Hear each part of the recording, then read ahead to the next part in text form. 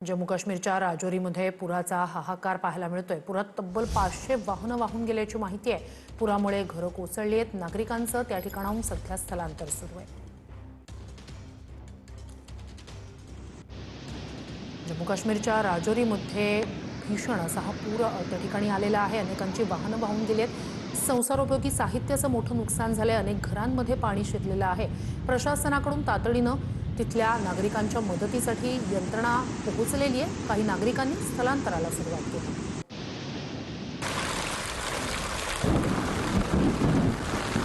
जम्मू काश्मीरच्या राजौरी शहरात रात्री झालेल्या मुसळधार पावसामुळे मोठा पूर आलाय।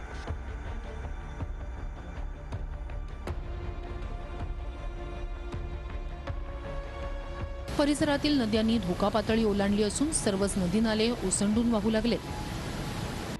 या पुरामुळे जिल्ह्यातील सर्वच भागात पुराचं पाणी शिरलंय।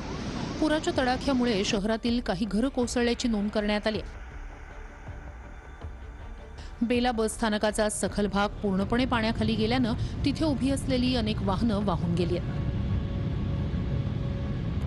पुराचं पाणी घरांमध्ये शिरल्यामुळे नागरिकांचं मोठं आर्थिक नुकसान झालंय। स्थानिक प्रशासन घटनास्थळी दाखल झालं असून त्यांनी मदत कार्य सुरू केलंय। दरम्यान राजौरीमध्ये अजूनही पाऊस सुरूच आहे। या सततच्या पावसामुळे नागरिकांना सतर्क राहण्याचा इशारा देण्यात आलाय।